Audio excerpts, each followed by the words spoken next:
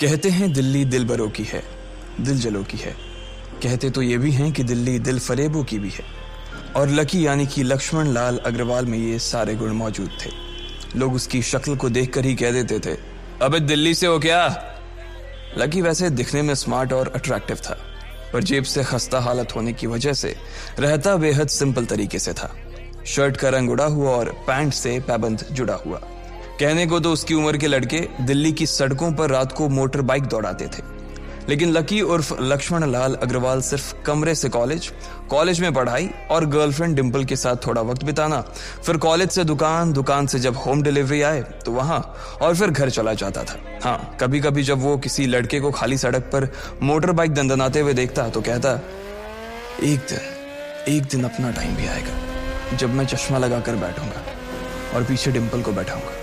देखना, जब वो मेरी कमर में अपना हाथ कसेगी और मैं तेजी से मोटरसाइकिल को इंडिया गेट के आसपास दौड़ाऊंगा, तो सारे दिल्ली का दिल हम दोनों को देखकर जलेगा। दुकान में रखा हुआ बर्नॉल भी काम नहीं आएगा। लकी ने कहा और अपने हाथ में बर्नॉल की क्रीम को दबा दिया। जैसे ही उसने क्रीम को दबाया, उसका क्रीम बाहर आ गई। अबे गधे, क्या कर रहा है? वो कोई स्पंज की गेंद है क्या जो उसे दबा रहा है? दुकान के मालिक ने उससे फटकारते हुए कहा और उसके सर पर एक चपत लगा दी। Sorry sir. लकी ने अपना सिर बचाते हुए कहा। वो खरोल बाग में स्थित एक छोटी सी मेडिकल स्टोर पर काम करता था। उसकी दुकान का नाम था चमन मेडिकल स्टोर और उसके ओनर का नाम था चमन लाल। लकी पिछले 5 साल से इन्हीं की दुकान पर काम कर रहा था। यहाँ इस छोटी सी शॉप पर काम करना उसकी मजबूरी थी। लाइफ में कंगाली की वजह से उसे कॉलेज में पढ़ाई पूरी करने के लिए पार्ट टाइम जॉब करना था। उसने कई अच्छी जगह अच्छी तनख्वाह की नौकरी ढूंढी पर नहीं मिली और वो इस मेडिकल स्टोर पर ही अटक गया। गधे, अब इसके पैसे क्या तेरा बाप भरेगा? कटेगा। इसका पैसा भी तेरी तनख्वाह से कटेगा और एमआरपी से डबल रेट में कटेगा। चमन ने अपने दांतों को किचमिचाते हुए कहा। गुस्से की वजह से उसकी नाक फूल गई थी और लकी की सांसें। उसने घबराते हुए ओनर से पूछा, एमआरपी से डबल क्यों सर जी? ताकि अगली बार से ऐसी कोई हरकत करने से पहले तू डबल बार सोचे। चमन ने कहा और उसके हाथ से ट्यूब छीन ली। उसका जी तो चाह रहा था कि वो लकी की खोपड़ी पर एक और बार अपना हाथ साफ कर ले, लेकिन उससे पहले ही दुकान का फोन बजने लगा। फोन की घंटी बजते ही लकी को वहां से निकलने का मौका मिल गया और वो भागते हुए फोन उठाने के लिए चला गया। हेलो जी, करोल बाग के बेस्ट मेडिकल चमन मेडिकल स्टोर से बोल रहा हूं, बताइए क्या काम था? ये लकी की पेटेंट लाइन थी। चाहे कहीं से भी फोन आए, लेकिन उसे फोन पर बस यही बोलना था। जैसे ही इधर लकी ने अपनी बात कही, उधर से जवाब आया, मैं ब्लूमिंग नाइट होटल के कमरा नंबर 303 से बात कर रहा हूँ। एक छोटा सा ऑर्डर है, नोट करो और जल्दी से होटल पर डिलीवर करवा दो। वो एक लड़के की आवाज थी। उसकी आवाज में काफी भारीपन और एक अजीब सी जल्दबाजी थी। जैसे ही लकी ने वो आवाज सुनी, पता नहीं क्यों उसे वो आवाज जानी पहचानी सी लगी। जी सर, बताइए आपका क्या ऑर्डर है? हाँ तो लिखो, हार्ट प्ले के 2 पैकेट और 1 पैकेट टिश्यू। लकी, जो कि अपना पेन लेकर खड़ा था, हार्ट प्ले का नाम सुनते ही झिझक गया। असल में हार्ट प्ले नाम का एक कंडोम आता था और इसलिए उसका नाम सुनते ही लकी शर्मा गया था। इतने साल से भी मेडिकल की स्टोर पर काम करने के बाद उसे इन चीजों का नाम सुनने में शर्म आती थी। हेलो भाई, लिखा कि नहीं लिखा? उस आदमी ने फिर से लकी से पूछा। जी सर, लिख लिया सर, लिख लिया। लकी ने खिसिया कर हंसते हुए कहा। लिख लिया तो फिर लेकर निकल, उस लड़के ने कहा। उसकी आवाज सुनकर ना जाने ऐसा क्यों लग रहा था कि वो बहुत बड़ा आदमी था। जी सर, मैं सर, लेकिन सर बाहर तो बारिश हो रही है, लकी ने कहा। उसने देखा कि बाहर बहुत तेज बारिश हो रही थी। उनकी दुकान के सामने पानी भर गया था और तेज हवाओं की वजह से चमन मेडिकल स्टोर का बोर्ड भी गिर गया था। लकी को लग रहा था कि वो इतनी तेज बारिश में अभी एकदम से तो नहीं निकल पाएगा, तो उसने उस लड़के को समझाते हुए कहा, सर मैं ऑर्डर तो ले आऊंगा पर थोड़ा टाइम लग जाएगा, बारिश थोड़ी थम जाए आप। इससे पहले कि वो कुछ आगे बोल पाता, फोन पर लड़का बोल पड़ा। तुम्हारे मालिक को पता है कि तुम मल्होत्रा जी के लड़के को मना कर रहे हो? हाँ पता है, बारिश हो रही है, इसलिए सारा सामान अच्छे से थैली में पैक करके लाना और लेट नहीं होना चाहिए, समझे? उस लड़के ने कहा और इससे पहले कि लकी आगे कुछ कह पाता, उसने फोन काट दिया। उधर से लकी के दुकान का ओनर उसे घूर कर देखा जा रहा था। लकी के हाथ में पेन और पेपर देखकर ही वो समझ गया था कि उसके पास कोई ऑर्डर आया था। आज वैसे भी इतनी बरसात होने की वजह से सुबह से इक्का दुक्का ग्राहक ही दुकान पर आए थे। ऐसे में उसकी दुकान का मालिक एक भी ऑर्डर को छोड़ना नहीं चाहता था। वो लकी को देख रहा था और लकी बारिश की ओर देख रहा था। बारिश का बहाना नहीं चलेगा, जाना पड़ेगा, चमन लाल ने कहा। मैं बहाना नहीं कर रहा सर, थोड़ी बारिश धीमी हो जाए तो मैं चला जाऊंगा। अभी आप खुद ही देखिए कितनी तेज बारिश है। वो पता नहीं कोई मिस्टर मल्होत्रा का कोई बेटा कुछ ज्यादा ही जल्दी में था। मैं साइकिल से तो पहुंच नहीं पाऊंगा इतनी जल्दी। लकी ने उनकी ओर देखते हुए कहा। क्या कहा? मिस्टर मल्होत्रा जी का बेटा? तू मेरी दुकान बंद करवाएगा क्या? अभी क्या भी निकल उनका ऑर्डर लेके, वो हमारे बहुत पुराने कस्टमर है, चमन ने कहा।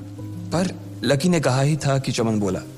पर कुछ नहीं, तू मेरी मोटरसाइकिल ले जा, उसने गुस्से में कहा।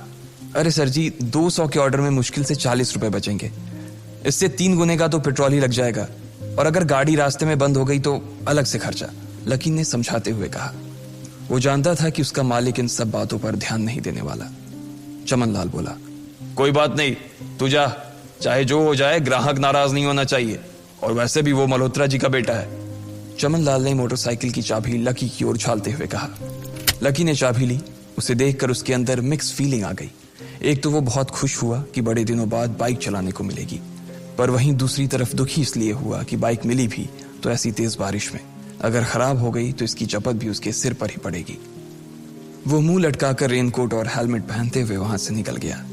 बाहर आकर बाइक को देखा तो लकी ने मन में सोचा, चलो ठीक है, जो होगा देखा जाएगा, कम से कम बाइक तो चलाने को मिल रही है। दरअसल लकी इतने साल काम करने के बाद भी अपने लिए एक मोटरसाइकिल नहीं ले पाया था। लकी की तनख्वाह ही इतनी भर थी कि सिर्फ उसके कमरे का किराया, उसकी साइकिल में डालने वाली हवा का खर्च, बिजली पानी का बिल और डिम्पल के साथ महीने में 1-2 बार बाहर खाने का खर्चा ही निकल पाता था। उसे डिम्पल की कही बात अक्सर याद आती थी।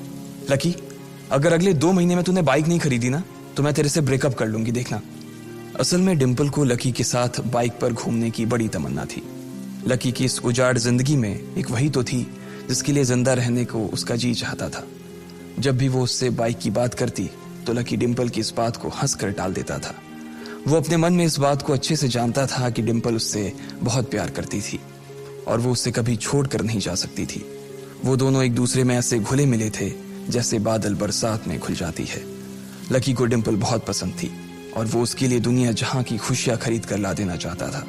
वो चाहता था कि एक दिन वो डिम्पल को प्लेन में बैठाए, लेकिन उसके ये सब ख्वाब इस कम तनख्वाह की नौकरी की वजह से कभी पूरे नहीं होने वाले थे। पर आज उसके पास एक मौका था। वो डिम्पल को अपने साथ इस बारिश में राजपथ घुमाना चाहता था। वो उसे दिल्ली दिखाना चाहता था। चमन लाल को देने के लिए उसने पहले से ही बहाना सोच रखा था। बस जल्दी से वो ये डिलीवरी देकर सीधे डिम्पल के पास ही जाने वाला था। उसने होटल ब्लूमिंग नाइट के बाहर मोटर बाइक पार्क की और सीधे होटल के अंदर चला गया। लकी ने रिसेप्शन पर पहुंचकर नमस्ते करते हुए रिसेप्शनिस्ट को बोला, जी मैं चमन मेडिकल स्टोर से आया हूं, रूम नंबर 303 का ऑर्डर था सर। रिसेप्शन पर खड़ा आदमी उसके हाथ में काली थैली को देखकर समझ गया था कि उसमें क्या था और वो मंद ही मंद मुस्कुराते हुए बोला, 3rd फ्लोर पर है, लिफ्ट से चले जाओ, रेनकोट यहीं उतार देना। जैसा उस आदमी ने कहा लकी ने ठीक वैसा ही किया और लिफ्ट में चढ़ने के कुछ ही देर बाद वो 3रे माले पर पहुंच गया था। वो रूम नंबर 303 के बाहर पहुंचा और उसने डोरबेल बजाई। जैसे ही दरवाजा खुला लकी ने थैली आगे बढ़ाते हुए कहा, नमस्ते, मैं चमन मेडिकल स्टोर से लकी, ये आपका। इससे पहले कि लकी आगे कुछ कह पाता उसकी आंखें फटी की फटी रह गई थी। उसने अपने सामने जो देखा उसके बाद उसे ऐसा लगा कि बंद छत के नीचे भी उसके ऊपर आसमान से आकर एक जोरदार बिजली गिर गई थी। उसके सामने एक लड़की खड़ी थी। वो लड़की और कोई नहीं बल्कि उसकी गर्लफ्रेंड डिम्पल ही थी। उसने एक पर्पल कलर का नाइट गाउन पहन रखा था। उसके काले घने बाल गीले थे और उसने उन्हें अपने कंधे पर फैला रखा था। उसकी खुशबू से ही ये चीज साफ पता चल रही थी कि वो अभी अभी नहा कर आई थी। डिम्पल, तुम यहाँ क्या कर रही हो? लकी को अपनी आंखों पर विश्वास ही नहीं हो रहा था। उसने 2 बार अपनी पलकें झपका कर देखा, लेकिन दोनों बार ही उसे अपने सामने डिम्पल ही नजर आई। तुम यहाँ क्या मेरा पीछा करते हुए आए हो लकी? डिम्पल ने उल्टा उसी के ऊपर पलटवार करते हुए कहा। लकी को देखकर उसके दिल की धड़कन भी तेज हो गई थी। उसे उम्मीद नहीं थी कि लकी यहाँ आ जाएगा। उसने ना तो सुबह से उसे फोन किया था और ना ही उसके मैसेज का कोई जवाब दिया था। वो अपने मन में सोचकर बैठी थी कि वो अगले दिन खुद ही उससे मिलकर बोल देगी कि उसकी तबीयत खराब थी। डिम्पल बेबी, क्या हो गया? किससे बात कर रही हो? अचानक से एक गबरू जवान सा लड़का दरवाजे के पास आकर खड़ा हो गया था। उसने बनियान पहन रखी थी। लकी उसे पहचान गया था। साले राहुल के बच्चे, तेरी हिम्मत कैसे हुई मेरी डिम्पल को हाथ लगाने की? लकी ने जैसे ही राहुल को देखा उसके तन बदन में मानो आग सी लग गई थी। वो उसे इस वक्त इतना बुरा मारना चाहता था, इतना बुरा पीटना चाहता था जिसकी कोई हद सीमा नहीं थी। लकी जिस कॉलेज में पढ़ता था, राहुल और डिंपल भी उसी में पढ़ते थे और वो कॉलेज राहुल के फादर का ही था। डिंपल ने राहुल के पिता की एक कंपनी में जॉब पकड़ ली थी और राहुल उस पर बहुत लाइन मारता था। लकी ने 1-2 बार डिंपल को उससे दूर रहने के लिए भी कहा, लेकिन डिंपल ने उसे ये कहकर टाल दिया था कि वो सिर्फ अच्छे दोस्त थे। आज भी इससे पहले कि वो आगे बढ़ता, डिंपल उन दोनों के बीच आ गई। रुक जाओ, डिंपल ने गुस्से में कहा और लकी के सीने पर हाथ रखकर उसे रोक दिया। लकी लंबी सांसें ले रहा था और कुछ ही सांसों के बाद उसका गुस्सा शांत हो गया। अब डिंपल के पास भी छुपाने के लिए कुछ नहीं था, इसलिए उसने लकी से कहा, लकी, आज से तुम्हारा और मेरा ब्रेकअप। ब्रेकअप? लकी के पैरों के नीचे से जमीन खिसक गई थी। उसकी आंखें नम हो गईं। लकी को उसकी बातों पर विश्वास नहीं हो रहा था। उसने डिंपल की ओर देखा और बोला, डिंपल, हम पिछले 1 साल से एक दूसरे के साथ हैं और तुम हो कि मुझसे ब्रेकअप करना चाहती हो? अरे मैं तो तुम्हारे लिए नई बाइक लेने वाला था। चल रहने दे, आज ही याद आई है तुझे बाइक की। अरे तेरे पास मुझे बाहर घुमाने के लिए, खिलाने पिलाने के लिए पैसे तो है नहीं। तू कहां से लेगा बाइक?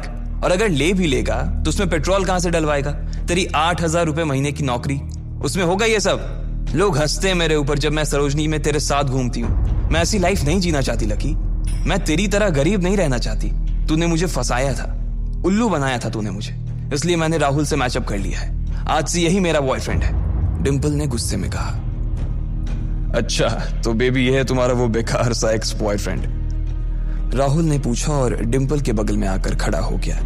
फिर उसने लकी के हाथ से थैली उठाई और उसमें से हार्ड प्ले का पैकेट निकालकर उसे चिढ़ाने के लिए उसे हवा में लहराने लगा। बाप रे, इससे बदकिस्मत इंसान इस दुनिया में और कौन होगा? राहुल ने उसकी टांग खींचते हुए कहा। लकी के पास उसकी बात का कोई जवाब नहीं था। उसने गुस्से से डिंपल की ओर देखा और अपनी हाथों की मुट्ठी भींच ली। फिर वो वहां से निकल गया। अबे पैसे तो ले जा, सब कुछ फ्री में देता जाएगा क्या? राहुल ने जोर से ठहाके लगाते हुए कहा, लेकिन लकी बिना उसकी बात सुनते ही निकल गया। उसके दिमाग में डिंपल के कहे शब्द गूंज रहे थे। उसने कभी सपने में नहीं सोचा था कि डिंपल उसके साथ कुछ ऐसा भी कर सकती थी। जिस इंसान के लिए वो इतना कुछ करना चाह रहा था, उसे उसकी कोई कदर ही नहीं थी। लकी इतना हताश हो गया था कि बुरी तरह से रोने लगा। इस बार वो लिफ्ट से नहीं बल्कि सीढ़ियों से नीचे उतरा और एक एक सीढ़ी उतरने के साथ उसके आंसू आंखों से छलकते जा रहे थे। जब उसकी आवाज सुनकर कुछ लोग अपने कमरे से बाहर आए तो लकी ने तुरंत अपने आंसू पोंछे और तेजी से वहां से भाग गया। उसे जिंदगी में पहली बार प्यार हुआ था और पैसों की कमी की वजह से ना सिर्फ उसका प्यार बल्कि उसकी पूरी जिंदगी बर्बाद हो गई थी। लकी जैसे ही बाहर आया तो उसने देखा कि बाहर अंधेरा हो गया था।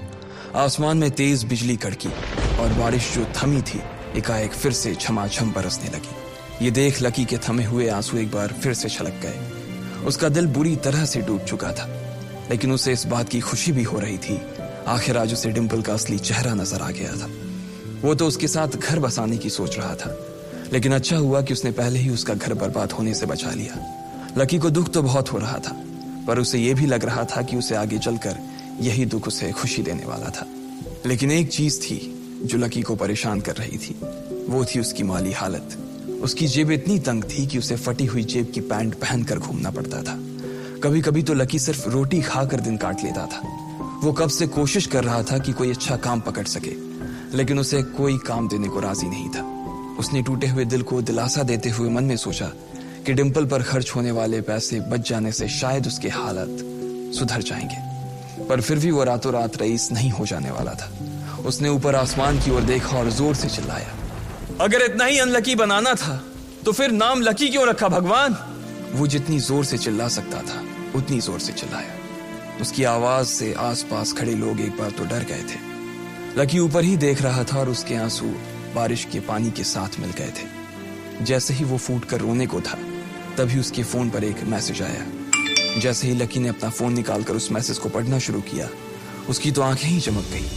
अचानक उसके आंसू हंसी में बदल गए और वो जोर जोर से वहीं सड़क पर नाचने लगा। उस मैसेज में लिखा था, परिवार की रिसर्च और परिवार के निर्णय के हिसाब से अग्रवाल परिवार का वारिस लक्ष्मण लाल अग्रवाल उर्फ लकी ने गरीबी अभ्यास की परीक्षा को पास कर लिया है और आज से ही वो उस जमीन और उस जायदाद का मालिक हो जाएगा जो परिवार ने उसके नाम कर रखी थी। ये एक ऐसा मैसेज था आखिर कौन था लकी? क्या थी उसकी असलियत? और वो कैसे रातों रात ही अनलकी से लकी हो गया था? आपको क्या लगता है, क्या होंगे इन सभी सवालों के जवाब? कमेंट बॉक्स में कमेंट करके जरूर बताएं। और सभी सवालों के जवाब को जानने के लिए सुनते रहिए इंस्टा मिलीनियर सिर्फ पॉकेट एफएम पर।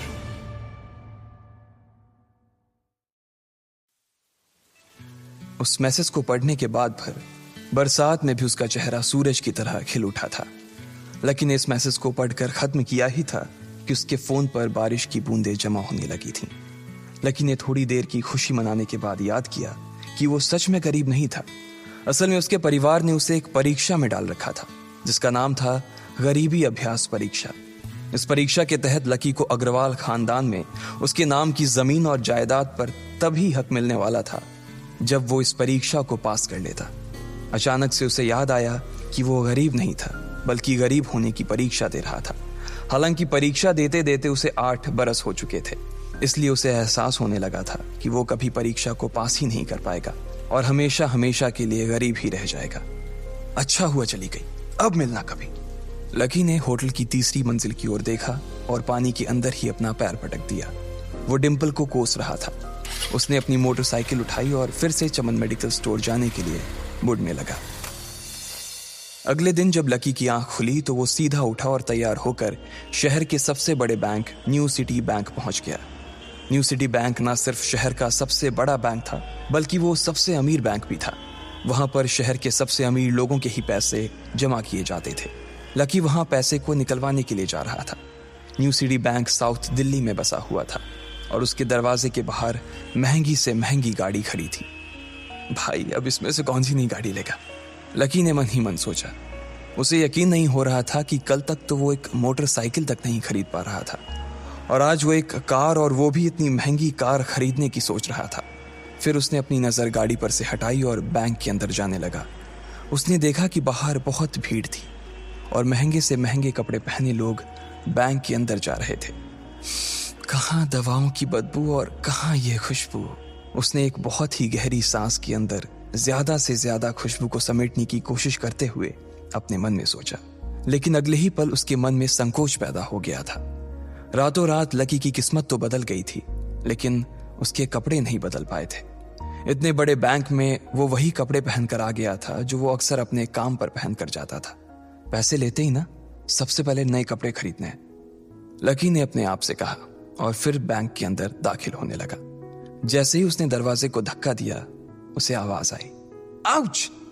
लकी थोड़ा सा हड़बड़ी में दिखाई दे रहा था और इस जल्दबाजी के चक्कर में वो एक लंबे बाल वाली लड़की से जा टकराया था जो कि उसके बगल में ही चल रही थी। माफ करना, मैं आपको देख नहीं पाया, सॉरी। लकी ने तुरंत उससे हाथ जोड़कर माफी मांगते हुए कहा। उस लड़की ने इतने अच्छे कपड़े पहन रखे थे कि उसे देखकर ही लग रहा था कि वो किसी अमीर घराने की लड़की थी, इसलिए सॉरी बोलते वक्त ना चाहते हुए भी लकी के हाथ उसके सामने जुड़ गए थे। लेकिन जब उस लड़की ने लकी के कपड़े और उसके हुलिये को देखा तो उसने अपनी नाक भौं सिकोड़ ली। वो लगभग हर रोज इस बैंक में आया और जाया करती थी, लेकिन उसने आज तक इस बैंक के अंदर लकी जैसे फटीचर आदमी को घुसते हुए नहीं देखा था। उसके बालों में से आंवले के तेल की गंध आ रही थी। उसने गुस्से भरी नजरों से लकी की ओर देखा और बोली, क्यों नहीं देख पाए? मैं क्या ट्रांसपेरेंट हूं? तुम्हें इतनी बड़ी लड़की दिखाई नहीं देती? इससे पहले कि बात आगे बढ़ती, उस लड़की ने देखा कि इस बैंक की मैनेजर यास्मीन पटेल उन दोनों की ओर बढ़ी चली आ रही है। उसने भी लकी को देखकर वैसी ही शक्ल बनाई थी जैसी शक्ल उस लंबी लड़की ने बनाई थी। I am so sorry miss, आपको कहीं लगी तो नहीं? यास्मीन ने उस लड़की से पूछा और फिर घिन्न भरी नजरों से लकी की ओर देखने लगी। लकी तमतमाती आंखों से उन दोनों को देखा जा रहा था। वो जानता था कि उसने इतनी जोर से भी दरवाजा नहीं खोला कि उसे चोट लग जाए, लेकिन असल में उसे यह मालूम नहीं था कि वो लोग उसे नहीं बल्कि उसके कपड़े को देख रहे थे। यास्मीन ने लकी को ऊपर से नीचे तक देखा और ना जाने उसके मन में क्यों शक पैदा हो गया। क्या आप मुझे बता सकते हैं कि आप यहाँ पर किस काम से आए हैं? यास्मीन ने बड़ी मुश्किल से अपने चेहरे पर एक मुस्कान लाते हुए कहा। वो उसका हुलिया देखकर ही समझ गई थी कि वो यहाँ का कस्टमर तो नहीं था। लकी ने अपने आप को संभाला और कहा, हाँ, वो मैं अपना पैसा निकलवाने के लिए आया था। पैसे निकलवाने के लिए आए हो? यास्मीन ने लकी की बात को ही दोहराते हुए कहा। वैसे तो वो लकी की बात पर जोर से हंसना चाहती थी, लेकिन उसने अपने आप को थोड़ा सा काबू में कर लिया था। लकी की बात सुनकर उसे लग रहा था कि वो कोई पागल था जो यहाँ जबरदस्ती घुसा चला आ रहा था। हाँ तो क्या आपके पास कार्ड है? यास्मीन ने उससे आगे पूछा। न्यू सिटी बैंक का कार्ड हासिल करना एक बहुत ही मुश्किल भरा काम था। अगर किसी को भी उस बैंक का कार्ड लेना था तो सबसे पहले उस आदमी को अपने खाते में कम से कम 5 लाख रुपए जमा करवा कर रखने पड़ते थे, तब जाकर उसे कहीं कार्ड मिलता था। लेकिन लकी तो पहली बार ही यहाँ आ रहा था, इसलिए उसके पास कार्ड होने की कोई संभावना ही नहीं थी। लकी जब यास्मीन के सवाल का जवाब नहीं दे पाया तो यास्मीन ने फिर उससे पूछा, मैं पूछ रही हूं कि आपके पास कार्ड है? वो समझ गई थी कि लकी पागल ही था जो कहीं से भागकर सीधा उनके बैंक में आ गया था। कार्ड नहीं मेरे पास, लकी ने उसके सवाल का जवाब दिया और वो फिर इधर उधर देखने लगा। जैसे ही उस लंबे बालों वाली लड़की ने लकी का जवाब सुना तो वो खिलखिलाकर हंस पड़ी। यास्मीन को तो सिर्फ लग रहा था कि वो पागल है, लेकिन वो लड़की तो अपने मन में मान चुकी थी कि यह लड़का कोई पागल ही है जो कहीं झोपड़ पट्टी से यहाँ आ गया है। इससे पहले कि आगे कोई कुछ कह पाता, उस लंबे बालों वाली लड़की के पिता वहां आ गए और बोले, चलो बेटी। उनके हाथों में कुछ कागजात थे। लकी ने देखा कि उन्होंने महंगा सा सूट पहन रखा था। उस लड़की ने यास्मीन के दोनों हाथों को पकड़ा और बोली, यास्मीन देखो, अगर इस तरह के सड़क छाप लोग तुम्हारे बैंक में ऐसे ही घुसते चले आए ना और बाकी कस्टमर्स को परेशान करने लगे तो तुम्हारे बैंक की इमेज और उसके शेयर्स दोनों को काफी नुकसान होगा। एक मैनेजर होने के नाते तुम्हें इन सब चीजों का ध्यान रखना चाहिए। मुझे उम्मीद है कि आगे मेरे साथ ऐसा कुछ नहीं होगा, उस लड़की ने कहा और अपने पिता के साथ बैंक के बाहर चली गई। अपना ध्यान रखना कोयल मैडम, मैनेजर ने उसकी गाड़ी तक छोड़ने के लिए आते हुए कहा। आज तो वो बाल बाल बच गई थी। कोयल और उसके पिता इस बैंक के सबसे पुराने और सबसे वफादार कस्टमर्स थे। अगर आज यास्मीन उन्हें नाराज कर देती और वो उसके बैंक से अपना खाता बंद करवा देते तो शायद यास्मीन की नौकरी तक जा सकती थी। और यह सब हो रहा था उस पागल लकी की वजह से। इसे जल्द से जल्द यहां से भगाना पड़ेगा, यास्मीन ने अपने आप से कहा और फिर बैंक के अंदर आने लगी। यास्मीन उसे अपने बैंक से बाहर निकालने के तरीके के बारे में सोच रही थी, मगर जैसे ही वो बैंक में दाखिल हुई उसने देखा कि लकी वहां था ही नहीं। अरे अब ये कहां चला गया, उसने अपने आप से पूछा। वो इधर उधर देखने लगी, लेकिन लकी वहां भी नहीं था। यास्मीन को अच्छे से पता था कि वो उसके सामने तो बाहर नहीं निकला था, इसका मतलब था कि वो बैंक के अंदर ही था, लेकिन यास्मीन उसे ढूंढ नहीं पा रही थी। कुछ देर तक बैंक के सारे कोनों को देख लेने के बाद यास्मीन को लगा कि शायद लकी यहाँ बहुत ही असहज महसूस कर रहा होगा, और जब वो कोयल को दरवाजे पर छोड़ने के लिए आई तब उसके पीछे पीछे वो भी निकल गया होगा। चलो जान बची, यास्मीन ने अपने आप से कहा और अपने केबिन में आकर बैठ गई। जैसे ही उसने आज के दिन की पहली फाइल उठाई थी उसे किसी एक की झलक दिखी। ये कोई और नहीं बल्कि लकी ही था। अरे ये कहां छिपा हुआ था, यास्मीन ने अपने आप से ही कहा और तुरंत फाइल को टेबल पर रखकर वो ऑफिस के बाहर आ गई। उसने देखा कि लकी बैंक के VIP लॉन्ज के बाहर खड़ा था और उसके खंबे की आड़ की वजह से वो यास्मीन की नजर से बाहर हो गया था।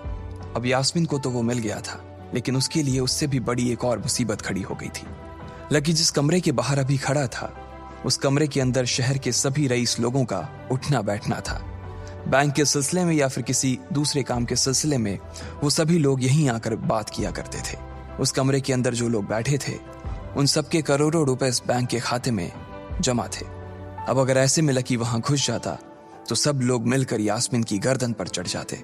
रुको, जहां हो वहीं खड़े रहो, यास्मीन जोर से और साथ ही गुस्से से चिल्लाई। बाकी के लोग जो वहां खड़े थे वो यास्मीन की ये चीख सुनकर डर गए थे। कुछ लोगों को उसकी इतनी जोर से आवाज करने की वजह से गुस्सा भी आ गया था और यास्मीन सबसे मुस्कुराते हुए माफी मांगकर आगे बढ़ती जा रही थी। वो लकी को किसी भी तरह से उस कमरे में जाने से रोकना चाहती थी, लेकिन उससे पहले ही वो उस कमरे के अंदर दाखिल हो चुका था। अरे यार, ये आदमी है या गधा, यास्मीन ने अपना ही सिर पीटते हुए कहा और वो भी उस कमरे के दरवाजे की ओर बढ़ने लगी। उसने उस कमरे का दरवाजा खोलने की कोशिश की, लेकिन वो अंदर से लॉक हो गया था। बाप रे, ये कैसा आदमी है, बिना परमिशन के अंदर घुसा तो घुसा, लेकिन दरवाजा भी अंदर से बंद कर लिया। अब यास्मीन की सांसें फूलती जा रही थी। उसे बहुत डर लग रहा था। उसका जी यह सोचकर घबराए जा रहा था कि ना जाने अंदर लकी और उस रिलेशन मैनेजर के बीच क्या हो रहा होगा। इधर जैसे ही लकी कमरे में दाखिल हुआ, वहां का कस्टमर रिलेशन मैनेजर जो कि सोफे पर फैला हुआ था, वो उसे देखते ही अचानक सीधा बैठ गया। हेलो सर, कैसे हैं आप? उसके मुंह से बिना लकी को देखते हुए ये शब्द निकले। उसे याद था कि इस कमरे में कुछ खास लोग ही आते थे, और जो भी आते थे यास्मीन उनके आने की खबर उसे पहले ही दे देती थी। लेकिन इस वक्त जो आदमी उसके सामने खड़ा था, उसे देखते ही वो अपनी जगह पर जम गया था। ना तो वो कहीं से भी वीआईपी लग रहा था और ना ही वो उसका कोई रिश्तेदार था। कौन हो भाई तुम? क्या चाहिए तुम्हें? उस मैनेजर ने 20 साल के जवान लड़के को देखते हुए कहा। मैं यहाँ अपना पैसा लेने आया हूँ। लकी ने सीधे मुद्दे की बात को मैनेजर के सामने रखते हुए कहा।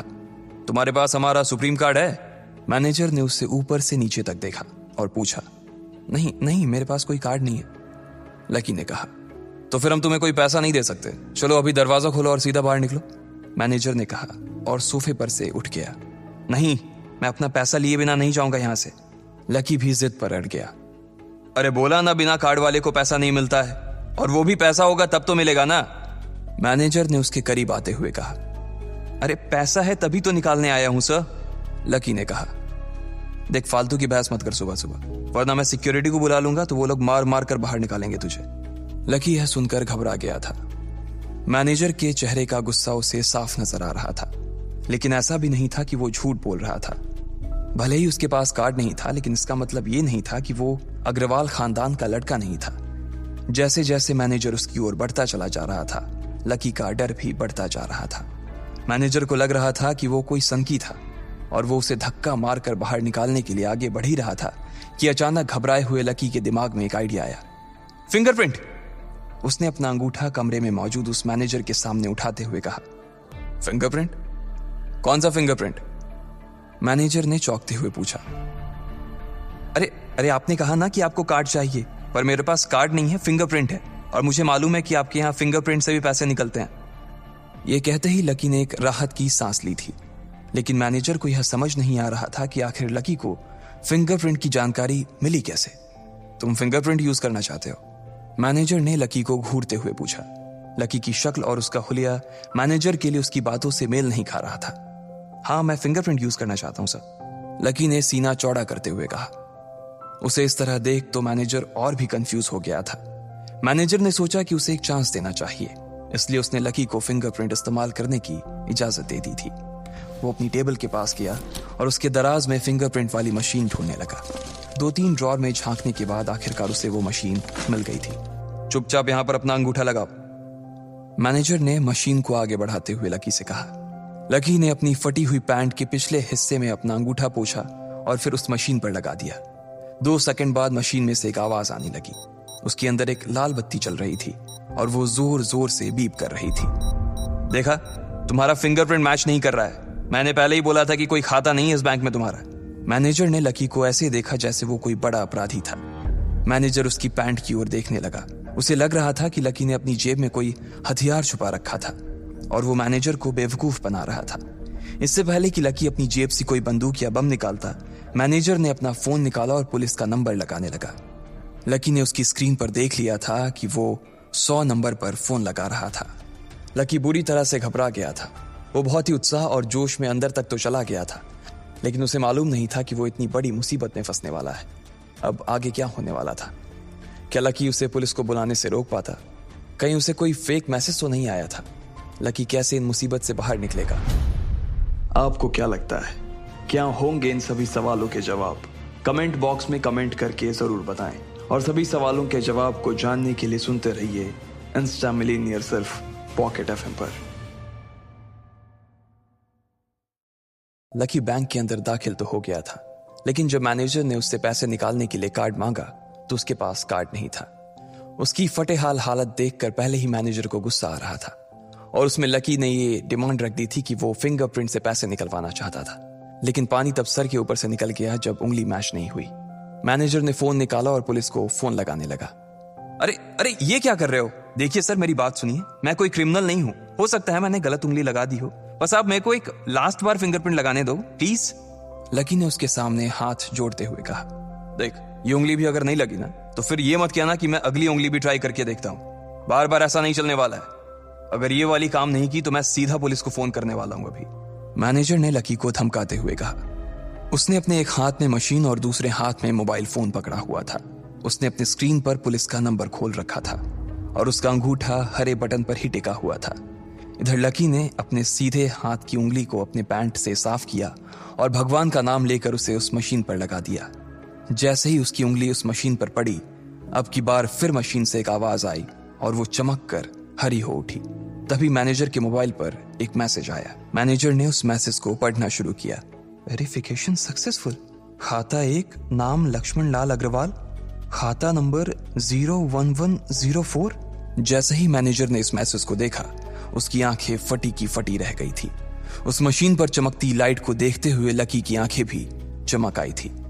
लकी उस हरी बत्ती को देखते ही झूम उठा था और फिर उसने मैनेजर को घूर कर देखा। उसके दिमाग में वो सारी बातें चल रही थी जो मैनेजर उसे अभी थोड़ी देर पहले सुना रहा था। इधर मैनेजर ने उसके आगे हाथ जोड़े और खिसिया कर हंसते हुए कहा, लक्ष्मण सर, प्लीज मुझे माफ कर देना सर। मैं इस ब्रांच में नया आया हूँ और इसलिए मुझे मालूम नहीं था कि आप कौन हो। मैं इस ब्रांच का कस्टमर मैनेजर शशिकांत वर्मा हूँ। प्लीज आगे भी मेरा ध्यान रखना सर, प्लीज। Sorry sir. हाँ ठीक है, तो मुझे ये बताओ कि मेरे खाते में कितने पैसे रखे हुए हैं, लकी ने कहा। और वो अब सोफे पर बैठ गया। मैनेजर उसके सामने ही खड़ा हुआ था और उसके खाते की जानकारी अपने फोन पर ही निकाल रहा था। उसने अपने फोन पर इधर उधर कुछ उंगलियां चलाई और बोला, हो गया सर, आपके खाते में इस वक्त 90,80,70,650 रुपए रखे हुए हैं सर। शशिकांत के खुद के होश इतनी बड़ी रकम को देखने के बाद उड़ गए थे। उसे विश्वास नहीं हो रहा था कि इस आदमी के खाते में इतना पैसा भी हो सकता था। लकी की शक्ल देखकर तो यही लग रहा था कि उसकी उम्र 20 से 22 साल से ज्यादा नहीं थी। ऐसे में अगर उसके खाते में इतना सारा पैसा रखा हुआ था तो ये वाकई बहुत बड़ी बात थी। शशिकांत अपने मन में ये सोच रहा था कि दुनिया के 99% लोग ही अपनी पूरी जिंदगी काम करने के बाद भी इतना पैसा नहीं कमा सकते थे जितना कि लकी के खाते में इतनी छोटी सी उम्र में रखा हुआ था। लेकिन लकी ने इधर जब उसके फोन में अपने खाते पर पड़ी हुई जानकारी को देखा तो उसे कुछ अजीब सा लगा। उसे लग रहा था कि उसे तुरंत इतने पैसों के हिसाब से अब अपनी जिंदगी को ढालने की कोशिश करनी शुरू कर देनी चाहिए, वरना उसके साथ वही होने वाला था जो आज बैंक में उसके साथ हुआ था। अरे सर, खाते में पैसे के अलावा और भी चीजें हैं जो मैं आपको बताना चाहता हूं सर। मैनेजर ने फिर से अपनी फोन पर उंगलियां फिराई और बोला, सर, एक तो आपके खाते में एक फरारी जुड़ी हुई दिखा रहा है सर। इसके अलावा आपके खाते में 2 किलो सोने की 100 ईंटें रखी हुई हैं, 5 किलो सोने की 20 ईंटें, पिकासो की 3 असली पेंटिंग है, 20 हीरे हैं 24 कैरेट के और भी बहुत कुछ है सर। मैनेजर ने हाफते हुए और अपने पसीने साफ करते हुए कहा।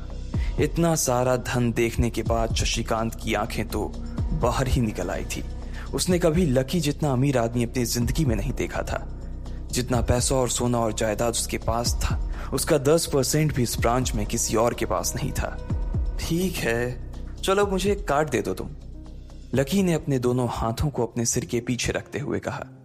जी सर, मैं अभी आपके लिए एक नया कार्ड बनवा देता हूं सर, मुझे बस 10 मिनट दीजिए सर, बस 10 मिनट, शशिकांत ने कहा और फिर लकी के सामने ही निकल गया। जितनी देर में लकी ने अपने फोन पर फिर से उस मैसेज को खोलकर देखा, उतनी ही देर में मैनेजर उसके लिए एक चमकता हुआ सुप्रीम कार्ड लेकर उसके सामने आ गया था। लेकिन उस कार्ड को देखने के बाद ना जाने क्यों मैनेजर को ऐसा लग रहा था कि यह कार्ड लकी की संपत्ति के आगे कुछ भी नहीं था। फिर भी मैनेजर इसमें कुछ नहीं कर सकता था, क्योंकि वो जानता था कि उसके पास इस ब्रांच में इससे बड़ा और कोई कार्ड नहीं था। इसलिए फिलहाल वो लकी को यही दे सकता था। उसने उस कार्ड पर लकी का पूरा नाम लक्ष्मण लाल अग्रवाल गुदवा दिया था। लीजिए सर आपका कार्ड, पासवर्ड वगैरह सर आपको ईमेल पे मिल जाएगा, शशिकांत ने मुस्कुराते हुए कहा और वो लकी के सामने हाथ बांधकर खड़ा हो गया। इधर लकी ने उस कार्ड को उलट पलट कर देखा और फिर अपनी जगह से खड़ा होकर वो बाहर निकलने लगा। शशिकांत का मन तो यही कर रहा था कि वो उसे दरवाजे तक छोड़ने जाए, लेकिन उसकी ड्यूटी इसी ऑफिस में थी और वो किसी को बाहर छोड़ने नहीं जा सकता था। फिर भी वो लकी के लिए दरवाजा खोलने के लिए आगे आ गया था। इधर यास्मीन अपने कैबिन में अपना सिर पकड़े हुए बैठी थी। उसे समझ नहीं आ रहा था कि आखिर अंदर चल क्या रहा था। एक पल को तो उसे लगा कि लकी पागल नहीं बल्कि बदमाश था कोई, और उसने शशिकांत को बंदी बना लिया था। लेकिन जब वो लकी के लिए कार्ड लाने के लिए अपने दफ्तर से बाहर आया तो यास्मीन को लगा कि कुछ गड़बड़ नहीं हुई थी। फिर ये इतनी जल्दी में कहां जा रहे हैं, उसने अपने आप से पूछा। शशिकांत को सुरक्षित देख बैंक के बाकी लोग भी दरवाजे पर से पीछे हट गए थे। वैसे भी उसे देखते ही सब लोग अपनी अपनी जगह पर वापस दौड़े चले जाते थे। शशिकांत का खौफ ही ऐसा था कि उसकी आंखों की झलक भर से खड़ा कर्मचारी जाकर अपनी कुर्सी पर बैठ जाता था। लेकिन एक बार शशिकांत के बाहर आने के बाद वो दोबारा बाहर नहीं आया था और ना ही लकी कमरे से बाहर आया था। इधर यास्मीन परेशान हुए जा रही थी। वो जानती थी कि अगर कुछ भी गड़बड़ हुआ तो सबसे पहले उसकी नौकरी जाने वाली थी। उसने बड़ी मुश्किल से और मेहनत करके इस नौकरी को हासिल किया था और वो किसी पागल की वजह से इसे अपने हाथ से नहीं जाने देना चाहती थी। जैसे ही परेशान यास्मीन ने अपनी नजर उठाकर फिर से उस कमरे की ओर देखा तो पाया कि लकी बहुत ही आराम से उस कमरे से बाहर निकलकर दरवाजे की ओर बढ़ता चला जा रहा था। ए, रुको, तुम इस तरह नहीं जा सकते। यास्मीन जोर से चिल्लाई और भागते हुए लकी के पास चली गई। तुम्हारी हिम्मत कैसे हुई जबरदस्ती हमारे वीआईपी रूम में घुसे चले जाने की? यास्मीन ने गुस्से में पूछा। उसका मन तो यही कर रहा था कि वो अभी लकी का गिरेबान पकड़कर उसे झकझोर दे, लेकिन उसने अपने आप को रोक रखा था। मैंने पहले भी कहा था ना आपसे, मैं यहां सिर्फ अपना पैसा लेने आया था और कुछ नहीं, लकी ने कहा और मुस्कुराने लगा। यास्मीन ने देखा कि उसके हाथ में एक सुप्रीम कार्ड था और वो उसकी उंगलियों के बीच चमक रहा था। यास्मीन के दिमाग में आया कि लकी ने यह कार्ड कहीं अंदर से चुरा तो नहीं लिया, और इससे पहले कि वो यहां से चोरी करके भागता, यास्मीन जोर से चिल्लाई, सिक्योरिटी, सिक्योरिटी। उसकी आवाज को सुनते ही दो बंदूक वाले गार्ड भागे भागे यास्मीन के पास आ गए। ये चोरी करके भाग रहा है, पकड़ो इसे। लकी ने जब यास्मीन के मुंह से ये बात सुनी तो उसके कान खड़े हो गए। इससे पहले कि वो वहां से अपनी जान बचाकर भाग पाता, सिक्योरिटी वालों ने उसे धर दबोच लिया था और फिर उसकी जेब टटोलने लगे थे। इधर यास्मीन ने देखा कि उस सुप्रीम कार्ड पर उसने अपना नाम भी गुदवा लिया था। तुम्हारी इतनी हिम्मत कि तुमने शशिकांत सर को डरा कर अपना नाम भी लिखवा लिया इस पर। इसकी जेब चेक करो, यास्मीन ने गुस्से से कहा। दोनों में से एक गार्ड लकी की जेब टटोलने लगा था। लकी की समझ में नहीं आ रहा था कि आखिर ये लड़की उससे समझ क्या रही थी। अगर उसे उसके खाते या इसकी संपत्ति या सिर्फ इसके परिवार के बारे में भी पता चल जाता तो भी यास्मीन उसके पैरों में गिर जाती। इससे पहले कि लकी अपनी सफाई में कुछ कह पाता, एक गार्ड बोला, मैडम, इसकी जेब में तो कुछ नहीं है, बल्कि फटी हुई जेब है इसकी।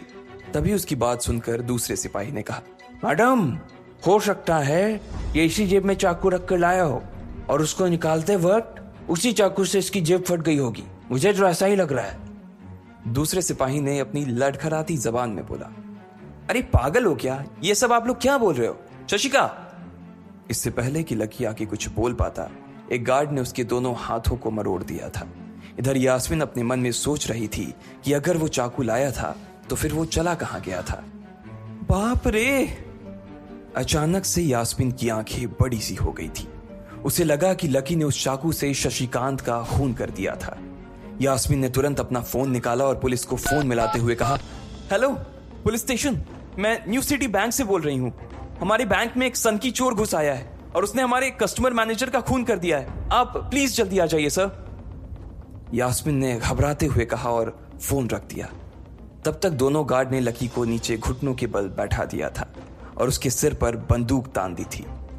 जैसे ही बाकी लोगों ने भी अपनी आंखों के सामने ये मंजर देखा तो वो सब लोग भी लकी के आसपास घेरा बनाकर खड़े हो गए। अंदर बैठे मैनेजर ने जब इस हलचल को देखा तो वो भी अपना सारा सिस्टम बंद करके बाहर आ गया। अरे क्या हो रहा है ये सब? उसने जोर से आवाज देते हुए पूछा। जैसे ही सब लोगों ने उसकी आवाज सुनी तो वो चौंक गए और शशिकांत वर्मा की ओर देखने लगे। देखने वालों में यास्मीन भी शामिल थी और उसने देखा कि उसका मैनेजर तो जिंदा है और सही सलामत उसकी आंखों के सामने खड़ा था। सर, आप जिंदा हैं? यास्मीन ने खुशी और आश्चर्य भरे भाव के साथ शशिकांत की ओर देखते हुए कहा, लेकिन अगले ही पल उसकी खुशी की जगह दुख ने ले ली थी। उसे एहसास हो रहा था कि आखिर उसने कितनी बड़ी गलती कर दी थी। यास्मीन ने अपनी ही जुबान काट ली थी और उसके जले पर नमक छिड़का शशिकांत ने। उसने कहा, मैं क्यों इतनी जल्दी मरने लगा और तुमने ये सब क्या तमाशा लगा रखा है? उसने कहा और फिर उस भीड़ की ओर बढ़ने लगा। जैसे ही वो आगे आया उसने देखा कि उन लोगों ने लकी को गन पॉइंट पर बैठा रखा है। अरे किसने किया ये? शशिकांत तुरंत लकी की ओर दौड़ा और उसने उसके पास खड़े दोनों गार्ड्स को हटा दिया।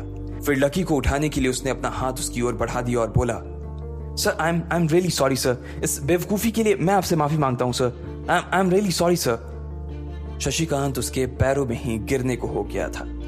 लकी उसका हाथ पकड़कर खड़ा हुआ और फिर यास्मीन की ओर घूरने लगा। आप पूछ रहे थे ना ये किसने किया? इसने किया है ये। और इसने सिर्फ इतना ही नहीं किया बल्कि इसने पुलिस को भी बुला लिया है। इसे लग रहा है कि मैं कोई क्रिमिनल हूं जिसने आपका खून कर दिया है और आपसे ये कार्ड चुरा कर भाग रहा हूं, ये कार्ड जो आपने मुझे दिया है। लकी ने यास्मीन की ओर उंगली दिखाते हुए गुस्से में कहा। अचानक ही सब लोग थोड़ा पीछे हटकर यास्मीन को देखने लगे थे। यास्मीन घबराई हुई सी फर्श पर तो कभी छत को देखे जा रही थी। यास्मीन, जो मैं सुन रहा हूं क्या वो सच है? शशिकांत ने यास्मीन को घूरते हुए गुस्से में पूछा। उसकी आंखों में छुपे गुस्से को यास्मीन बर्दाश्त नहीं कर पा रही थी, इसलिए उसकी ना तो लकी से और ना ही शशिकांत से नजर मिलाने की हिम्मत हो रही थी। फिर भी वो जानती थी कि उसका चुप रहना इस वक्त उसके लिए बहुत खतरनाक हो सकता था, इसलिए उसने कहा, सर ये सब मेरी गलती है सर, ये मेरी बहुत बड़ी मिसअंडरस्टैंडिंग है सर। मुझे लगा कि ये जबरदस्ती अंदर घुस आया है और इसने आपके ऊपर हमला करके आपसे जबरदस्ती ये कार्ड बनवा लिया है और फिर आपको मार दिया है सर। यास्मीन ने घबराते हुए कहा। उसकी डरी सहमी सी आंखों में अब आंसू ही आ गए थे। मैनेजर ने जब उसकी ये बात सुनी तो उसने अपना सिर पकड़ लिया। यास्मीन जैसी समझदार लड़की इतनी बड़ी भूल कैसे कर सकती थी? उसने लकी को पहचाना ही नहीं था। खैर, मैनेजर को लगा कि इसमें उसकी कोई गलती नहीं थी। जब वो खुद लकी को नहीं पहचान पाया था तो फिर यास्मीन कैसे पहचान पाती? इसलिए उसने सोचा कि सबके सामने उसे कुछ कहने से अच्छा था कि वो यास्मीन को एक कोने में ले जाकर लकी की सच्चाई बताए। शशिकांत ने उसका हाथ पकड़ा और उसे खींचकर अपने साथ खंबे के पास ले गया और बोला, तुम्हें मालूम है ये कौन है? अरे ये लक्ष्मण अग्रवाल है, लक्ष्मण अग्रवाल खानदान का वारिस। तुम्हें पता है ना कि अग्रवाल खानदान का खाता हमारे बैंक की जितनी भी शाखाएं हैं उसमें सबसे बड़ा खाता है। यास्मीन ने जैसे ही ये नाम सुना उसके पैरों के नीचे से जमीन खिसक गई थी। वो जानती थी कि अगर न्यू सिटी बैंक इतनी ऊंचाइयों पर पहुंचा था तो उसके पीछे अग्रवाल खानदान का सबसे बड़ा हाथ था। इस बात का जिक्र उससे तब भी किया गया था जब उसने नौकरी ज्वाइन की थी। तुम्हें पता है इस लड़के के नाम पे कितनी प्रॉपर्टी है? ये अपने दम पर ना इस पूरे एरिया को खरीद सकता है, शशिकांत ने यास्मीन से कहा। यास्मीन जैसे जैसे लकी को देखी जा रही थी वो बड़ी बड़ी आंखों से उसे घूरे जा रही थी। लकी कभी उन दोनों को देख रहा था तो कभी अपने आसपास खड़े लोगों को देख रहा था। अब सबसे पहले तो पुलिस को फोन करो और उनसे कहो कि हमसे गलती हो गई थी, और उसके बाद जाकर तुम उनसे भी माफी मांगो, और अगर उन्होंने तुम्हें माफ कर दिया तो तुम्हारी किस्मत, वरना समझ लेना कि तुम्हारी नौकरी चली गई, शशिकांत ने कहा और दौड़कर लकी के पास जाकर खड़ा हो गया। इधर यास्मीन अभी भी वहीं पर खड़ी थी। अभी अभी जो शशिकांत उसे बता कर गया था वो यास्मीन पचा नहीं पा रही थी। उसे लग रहा था कि इसमें उसकी कोई गलती नहीं थी, लेकिन कोई उसकी सुनने वाला नहीं था। बैंक उस छोटी सी मैनेजर के चक्कर में अपने सबसे बड़े कस्टमर को छोड़ने वाला तो नहीं था। अब मेरे पास और कोई रास्ता नहीं बचा है, यास्मीन ने निराश होते हुए अपने आप से कहा, और फिर अपनी जेब से फोन निकालकर पुलिस थाने में फोन लगाया। जैसे ही यास्मीन ने पुलिस वालों से ये कहा कि उससे गलती हो गई और जिसे वो बदमाश समझ रही थी असल में वो बदमाश नहीं बल्कि शहर के सबसे बड़े रईस का बेटा था, तो उधर से आवाज आई, मैडम सॉरी, लेकिन अब तो गाड़ी निकल गई है, वहां पहुंचती होगी, अब आपको जो भी कहना है इंस्पेक्टर साहब से कह देना। और उस पुलिस वाले ने फोन काट दिया। मर गए, यास्मीन ने अपने आप से निराश होते हुए कहा। उसके हाथ थर थर कांप रहे थे। उसे समझ नहीं आ रहा था कि अब वो क्या करे। अब उसके पास लकी से माफी मांगने के अलावा और कोई चारा नहीं बचा था। लेकिन अगर लकी सर ने मुझे माफ नहीं किया और उल्टा मेरे ऊपर डिफेमेशन का चार्ज लगा दिया तो, यास्मीन ने अपने आप से कहा, और वो अब और भी ज्यादा घबरा गई थी। उसने देखा कि लकी उसे घूर कर देख रहा था। शशिकांत पूरी कोशिश कर रहा था कि वो लकी को शांत करवा सके, लेकिन लकी वहां से हिलने का नाम तक नहीं ले रहा था। यास्मीन उसके पास पहुंच गई थी। वैसे तो वो जानती थी कि उसे माफी मांगने से उसकी किस्मत बदलने वाली तो थी नहीं, फिर भी उसने एक बार कोशिश करनी चाहिए और लकी से कहा, सर मैं आपको गलत समझ रही थी सर, एक्चुअली आपके। यास्मीन ने उसके कपड़े को देखा और एक सांस लेते हुए आगे बोली, सर प्लीज मुझे माफ कर दीजिए सर, मेरी इंटेंशन आपको हर्ट करने की बिल्कुल भी नहीं थी, मैं तो जो कुछ कर रही थी बैंक की सेफ्टी के लिए कर रही थी सर। यास्मीन ने गिड़गिड़ाते हुए कहा और नीचे देखने लगी। इट्स ओके, कोई बात नहीं है, लकी ने कहा और उसके हाथ से अपना सुप्रीम कार्ड लेकर निकल गया। यास्मीन को अपने कानों पर तो विश्वास ही नहीं हो रहा था। वो मान ही नहीं पा रही थी कि लकी ने उसे माफ कर दिया था उधर लकी को अपने आप पर विश्वास नहीं हो रहा था कि वो रातों रात इतना अमीर हो गया था। आखिर लकी इतने पैसों का क्या करने वाला था? क्या उसके खाते की बैलेंस की तरह वो भी रातों रात बदल जाता? ये पैसा उसकी जिंदगी को क्या दिशा देने वाले थे? आपको क्या लगता है, क्या होंगे इन सभी सवालों के जवाब? कमेंट बॉक्स में कमेंट करके जरूर बताएं। और सभी सवालों के जवाब को जानने के लिए सुनते रहिए इंस्टा मिलीनियर सिर्फ पॉकेट एफएम पर। लकी न्यू सिटी बैंक से अपना सुप्रीम कार्ड लेकर निकल रहा था। असल में उसे क्लास में जाने में देर हो रही थी, इसलिए वो बिना यास्मीन से कुछ कहे या उसे सबक सिखाए वहां से निकल गया था। लकी दिल्ली यूनिवर्सिटी के ही एक कॉलेज में पढ़ता था। जैसे ही वो कॉलेज के अंदर दाखिल हुआ, उसके पैर एक कीचड़ से भरे गड्ढे में पड़ गए। ओह शिट, उसने अपने आप से कहा और अपने जूतों को पास की सड़क पर साफ करने लगा। वो कॉलेज एडमिनिस्ट्रेशन के दफ्तर की ओर देखकर उसे कोस रहा था। कॉलेज की सड़कों पर इतने सारे गड्ढे हो गए थे, लेकिन वो लोग एक भी गड्ढा नहीं भरवा रहे थे। जब भी लकी इस चीज की कंप्लेन करने के लिए वहां जाता, तो वो इसे ये कह देते कि फंड ही नहीं है। उसने जैसे तैसे अपना जूता तो साफ कर लिया था, लेकिन वो अपनी पैंट पर लगे कीचड़ के दाग को साफ नहीं कर पाया था। वो बाथरूम की ओर जा पाता, इतने में क्लास की घंटी बज गई। वो भागते हुए क्लास में पहुंचा। उसने दरवाजे के बाहर से ही देखा कि प्रोफेसर कमलनाथ मिश्रा पोडियम पर आ गए थे और उन्होंने आज के लेक्चर की शुरुआत भी कर दी थी। जैसे ही उनकी नजर बाहर खड़े लकी पर पड़ी, तो उनकी आंखें निराशा से भर आई। इधर लकी का सिर भी शर्म से झुक गया था और उसे अंदर ही अंदर बुरा लग रहा था। कॉलेज में जितने भी प्रोफेसर थे, उनमें से कमलनाथ जी को लकी सबसे ज्यादा पसंद करता था। बाकी प्रोफेसर ये बात जानते थे कि लकी पढ़ाई के साथ साथ जॉब भी करता था, इसलिए उसका पढ़ाई में ध्यान नहीं था। इसलिए वो भी लकी के ऊपर ज्यादा ध्यान नहीं देते थे। कुछ लोग तो पूरी क्लास के सामने उसका मजाक भी उड़ाते थे, लेकिन सिर्फ कमलनाथ जी ही ऐसे प्रोफेसर थे जो उसके साथ बराबरी का व्यवहार करते थे। लकी बिना कुछ कहे वैसे ही अपना सिर नीचे झुकाए क्लास में दाखिल हो गया। जैसे ही उसके पैर क्लास में पड़े, सभी लोग उसकी ओर देखने लगे। अबे ये फटीचर कब से लेट आने लगा? सूरज पश्चिम से उग सकता है, लेकिन ये कभी लेट नहीं हो सकता। आज क्या हो गया इसे? एक लड़के ने लकी को चिढ़ाते हुए कहा। अबे यार, इसकी पैंट तो देख, कितनी गंदी है। भाई क्लास में लड़कियां भी होती हैं, कम से कम कपड़े तो ढंग से पहन के आ यार। दूसरे लड़के ने कहा और उसकी ये बात सुनकर उसके पास बैठी लड़की हंस दी और बोली, अरे कहां से पहन कर आता? कपड़े के लिए तो पैसे हैं नहीं इसके पास, एक ये कपड़ा है इसके पास, बहुत है इसके लिए। क्लास में बैठे सभी लोगों ने लकी के ऊपर फफ्तियां कसनी शुरू कर दी थी। हर कोई उसके ऊपर कुछ न कुछ कहे जा रहा था। ऐसा नहीं था कि लकी ये सब आज ही सुन रहा था। इस तरह की फफ्तियों का सामना वो रोज करता था। रोज उसे ऐसी बातें सुनकर बुरा भी लगता था और आज भी उसने अपना सिर नीचे तो झुका लिया था, लेकिन आज उसके चेहरे पर एक मुस्कान थी। इन लोगों को पता नहीं था कि यह अनलकी आज कितना लकी होकर आ रहा है। जैसे ही क्लास में बैठे बच्चों का शोर बढ़ने लगा, उधर से कमलनाथ जी ने चिल्लाते हुए कहा, आपस में बात करना बंद करो। अगर तुम लोग इस तरह बात करते रहोगे तो मैं आगे नहीं पढ़ाऊंगा। सभी लोग शांत होकर उनकी बात सुनने लग गए। तब तक लकी भी अपनी कुर्सी पर जाकर बैठ गया था। कमलनाथ जी ने फिर से पढ़ाना शुरू किया और पढ़ाते पढ़ाते ना जाने क्यों उनकी नजर बार बार लकी की ओर जा रही थी। लकी को समझ नहीं आ रहा था कि कमलनाथ जी ऐसा जानबूझकर कर रहे थे। उनकी आंखों को देखकर ऐसा लग रहा था कि उनमें लकी के लिए ढेर सारा गुस्सा भरा हुआ था। उसे ऐसा लग रहा था कि शायद वो अपने प्रोफेसर की उम्मीदों पर खरा नहीं उतर रहा था। थोड़ी ही देर में कमलनाथ जी की क्लास खत्म हो गई।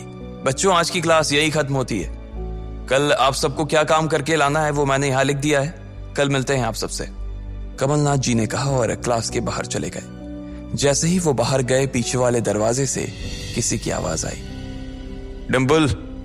जैसे ही वो आवाज सबके कानों में पड़ी, सब लोग क्लास के पीछे वाले दरवाजे की ओर देखने लगे। वहां कोई और नहीं बल्कि डिंपल का नया बॉयफ्रेंड राहुल खड़ा था। ये लोग राहुल को अच्छी तरह से जानते थे। राहुल ने दरवाजे से झांक कर देखा तो वहां कोई नहीं था। वो धीरे धीरे कमरे में दाखिल हुआ और सीधा डिंपल के पास चला गया। डिंपल खिड़की के पास बैठी हुई थी। जैसे ही राहुल उसके पास पहुंचा, डिंपल ने अपने हाथ उसकी गर्दन में किसी हार की तरह डाल दिए और उसकी बाहों में झूम उठी। उधर राहुल ने भी डिंपल को सबके सामने चूम लिया था। ये नजारा देखते ही सबकी नजरें लकी के ऊपर जा टिकी। सबको अभी तक तो यही पता था कि डिंपल लकी की गर्लफ्रेंड है। किसी को इस बात की खबर नहीं थी कि उन दोनों का ब्रेकअप हो गया था। डिम्पल को राहुल की बाहों में देखकर लकी के तन बदन में आग तो लग गई थी, लेकिन फिर भी वो शांत होकर वहीं बैठा हुआ था और उसने अपने गुस्से पर काबू कर लिया था। अरे भाई लकी, क्या हो रहा है ये सब? डिम्पल राहुल के साथ कैसे? उसके एक दोस्त ने आकर लकी से कहा। होने देना यार, जो हो रहा है छोड़ना, लकी ने कहा। उसका इस बारे में किसी से बात करने का कोई मन नहीं हो रहा था। अरे भाई तुझे पता है वो राहुल कितना चालू आदमी है? अभी तक इस कॉलेज की 5 लड़कियों को फंसा चुका है और ये डिम्पल छठी है। लकी के दोस्त प्रीतम ने उससे कहा। उसकी ये बात सुनते ही लकी ने प्रीतम को घूर कर देखा। प्रीतम को लगा कि लकी को उसकी बात का बुरा लगा था, लेकिन अगले ही पल वो उसे देखकर मुस्कुराया और बोला, कोई बात नहीं भाई, सबकी अपनी अपनी लाइफ है। ये कहकर लकी डिम्पल की ओर देखने लगा, जो कि राहुल की बाहों में इतरा रही थी। वो जानती नहीं थी कि लकी चाहता तो यहीं खड़े खड़े राहुल और उसके पिता को उनके कारोबार समेत खरीद सकता था। उधर जैसे ही राहुल और डिम्पल की नजर भी लकी पर पड़ी तो वो जानबूझकर उसे छेड़ने के लिए उसके सामने से गुजरने लगे। अच्छा लकी, सुनना जरा। अचानक से डिम्पल लकी के सामने रुकी और बोली। उसने अभी भी राहुल की कमर में अपना एक हाथ डाल रखा था। फिर उसने अपने दूसरे हाथ से अपना मोबाइल निकाला और उसका कवर खोलकर लकी के मुंह पर फेंक दिया और बोली, अब क्योंकि मैं तुम्हारे साथ नहीं हूं इसलिए मुझे तुम्हारे इस बेकार से कवर की कोई जरूरत नहीं है, इसे तुम अपने पास रख सकते हो। लकी ने उससे कुछ नहीं कहा और नीचे गिरा वो कवर उठाकर अपनी टेबल पर रख दिया। बेबी, इसने तुम्हें कवर गिफ्ट किया? कवर कौन गिफ्ट में देता है भाई? राहुल ने उसके सामने ही डिम्पल से कहा। राहुल लकी को नीचा दिखाने का एक भी मौका अपने हाथ से जाने नहीं देना चाहता था। लकी अंदर ही अंदर मुस्कुरा रहा था। डिम्पल ने राहुल की ओर देखा और बोली, बेबी, बात यह है कि जिसकी मोबाइल खरीद कर गिफ्ट करने की औकात नहीं होगी वो सिर्फ कवर ही तो गिफ्ट कर सकता है ना, और क्या। कोई बात नहीं बेबी, मैं आज ही तुम्हें एक नया फोन दिलवाता हूँ। आ जाओ, चलते हैं कनॉट प्लेस और वहां से लाते हैं बेबी के लिए एक नया फोन, राहुल ने कहा। लकी का मन तो यही कर रहा था कि वो जोर से राहुल के ऊपर हंसे, लेकिन उसने अपनी हंसी को रोक लिया था। हाँ बेबी, हमने एक पहले नया फोन खरीदेंगे और फिर उस फोन की पार्टी भी करेंगे, और उसके बाद आज, डिम्पल ने कहा और राहुल के चेहरे पर उंगलियां फिराने लगी। राहुल भी और लकी भी उसके इशारे को समझ गए थे। लकी जानता था कि ये सब सिर्फ उसे चिढ़ाने के लिए वो कर रही थी, लेकिन लकी को खुद के लिए नहीं बल्कि डिम्पल के लिए बुरा लग रहा था। वो मन ही मन ये सोच रहा था कि अगर डिम्पल बस थोड़ा सा और इंतजार कर लेती तो आज लकी उसके लिए फोन की पूरी दुकान खरीद कर रख देता। भाई ये सब क्या हो रहा है? तेरे सामने ये सब हो रहा है और तू बस मुस्कुराए जा रहा है। गुस्सा नहीं आ रहा तुझे? प्रीतम ने लकी से पूछा। नहीं यार, जो हो रहा है अच्छा ही हो रहा है, जो होता है वो भी अच्छे के लिए होता है, इसलिए चिल यार, छोड़, लकी ने कहा और फिर राहुल और डिम्पल की ओर देखने लगा। अब उन दोनों की नजर लकी के मुस्कुराते हुए चेहरे पर पड़ी तो वो अंदर से भवक गए। दोनों की दोनों ही ये सब सिर्फ और सिर्फ लकी को जलाने के लिए कर रहे थे, लेकिन वो तो ऐसे बैठा था जैसे उसका और डिम्पल का कोई रिश्ता ही नहीं था। जब अपनी इस बातों का लकी के ऊपर कोई असर होता नहीं दिखा तो डिम्पल राहुल से बोली, बेबी चलो यहां से। बेबी नहीं बेबी, हबी। आज से तुम मुझे हबी बोलोगी और मैं तुम्हें बोलूंगा मेरी प्यारी वाइफी, राहुल ने कहा और लकी के सामने ही डिम्पल को चूम लिया। ये देखते ही लकी थोड़ा सा जल भुन तो गया और उसका जवाब भी वो राहुल को देना चाहता था, इसलिए उसने कहा, डिम्पल ये सब क्यों कर रही हो तुम? क्या दिखाना चाहती हो इससे? लकी को डिम्पल का ऐसा रूप देखकर उसी के लिए बुरा लग रहा था। राहुल की किसी बात का तो लकी के ऊपर कोई असर ही नहीं हुआ, लेकिन लकी की इस बात का राहुल को जरूर बुरा लग गया था। उसने गुस्से से अपनी नाक फुलाते हुए कहा, ओए फटीचर, ज्यादा बकवास करने की जरूरत नहीं है। आज के बाद अगर तूने मेरी डिम्पल के बारे में कुछ कहा या उसकी तरफ आंख उठाकर भी देखा ना तो मैं राजपथ पर तेरी परेड करवा दूंगा। रहने दे भाई, उसकी जरूरत नहीं पड़ेगी। मैं खराब चीज ना तो देखता हूं और ना ही उसके बारे में बात करता हूं, लकी ने कहा और फिर से प्रीतम की ओर देखकर हंसने लगा।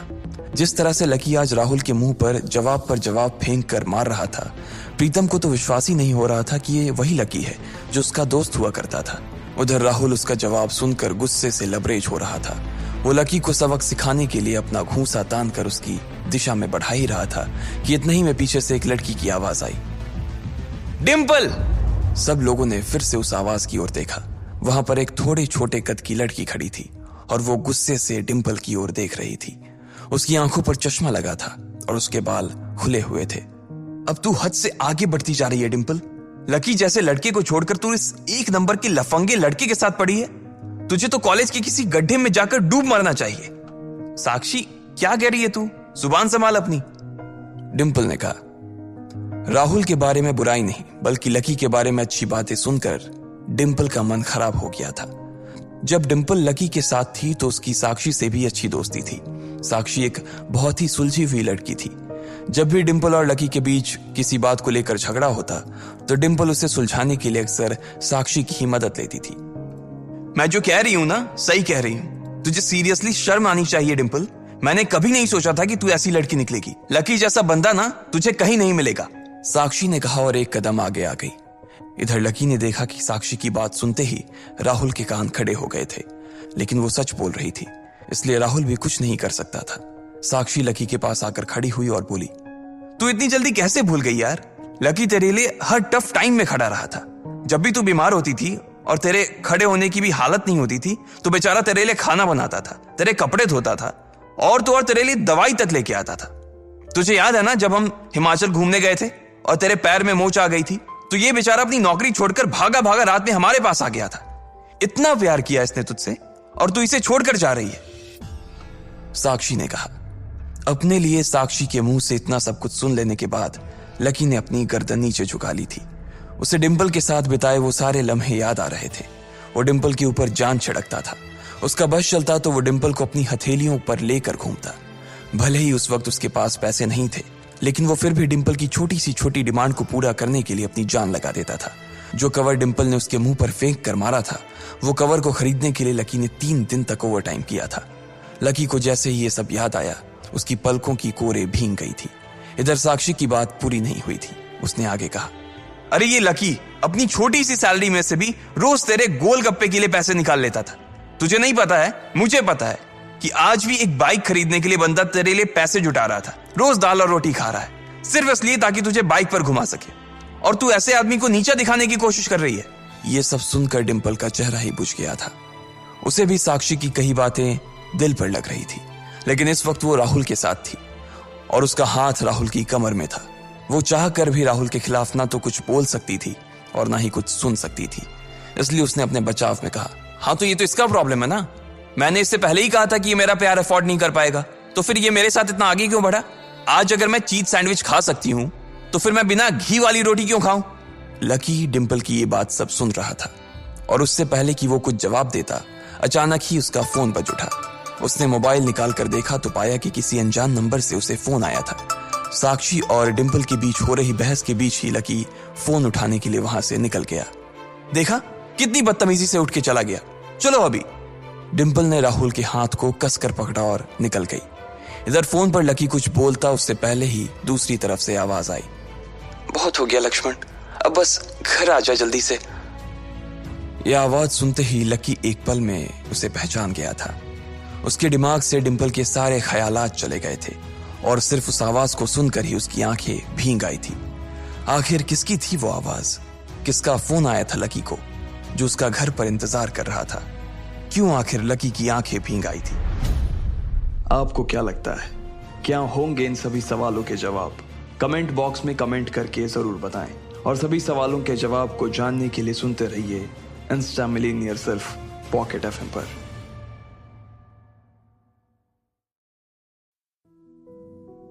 लकी फोन पर उसकी मां की आवाज पहचान गया था। मैं जल्दी आ जाऊंगा मां, बस पढ़ाई खत्म होते ही आ जाऊंगा, लकी ने कहा। उसकी आंखें डबडबा आई थी।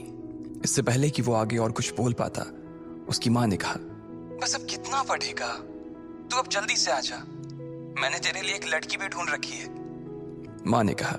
और ये सुनते ही लकी के होश उड़ गए। वो डिंपल के सदमे से अभी बाहर भी नहीं निकला था और उसकी माँ उसके लिए लड़की ढूंढ रही थी। माँ मैं अभी क्लास में हूँ, आपको थोड़ी देर बाद फोन करता हूँ, लकी ने आगे की बात से बचने के लिए कहा और फोन रख दिया। फिर वो क्लासरूम में आ गया। लकी तुम ठीक हो ना? साक्षी ने लकी के कंधे पर हाथ रखते हुए पूछा। उसे सच में लकी की चिंता हो रही थी। लकी ने उसकी ओर देखा और मुस्कुरा दिया। साक्षी ने हल्के हाथ से उसके कंधे को सहलाया और बोली, देखो वैसे अब इसमें पछताने जैसी कोई बात नहीं है। डिंपल का असली चेहरा हम दोनों के सामने आ गया है। अगर ये थोड़ी देर बाद आता ना तो दर्द ज्यादा होता, इसलिए जो हुआ ठीक ही हुआ।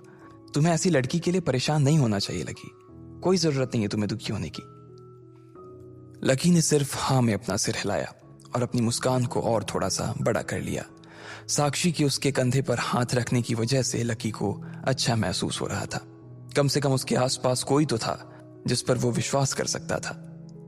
हाँ यार, तू चिंता मत कर, तुझे इस डिंपल से भी अच्छी लड़की मिलेगी, देख लेना। प्रीतम ने दूसरी तरफ से उसके कंधे को थपथपाते हुए कहा। लकी को अब सचमुच काफी अच्छा लग रहा था। अच्छा चलो, आज हम तुम्हारे आजाद होने का ना जश्न मनाते हैं। मैं अपनी तरफ से तुम्हें ट्रीट दूंगी। कॉलेज के बाहर कहीं चलें? कैंटीन का खा खा करना मैं बोर हो गई हूं। साक्षी ने कहा। हाँ यार, कैंटीन से तो मैं भी बोर हो गया हूं, प्रीतम ने कहा। साक्षी ने उसे घूर कर देखा और बोली, अबे तुम्हें कौन ले जा रहा है? यह सुनते ही प्रीतम को झटका सा लग गया। वो जानता था कि साक्षी बहुत ही साफ और सपाट बात करने वाली लड़की थी, लेकिन एक दिन वो उसकी इसी साफ गोई का शिकार हो जाएगा, उसे अंदाजा नहीं था। नहीं, मैं तो खुद भी नहीं जा रहा था यार, मुझे तो निम्मी से मिलने के लिए जाना था।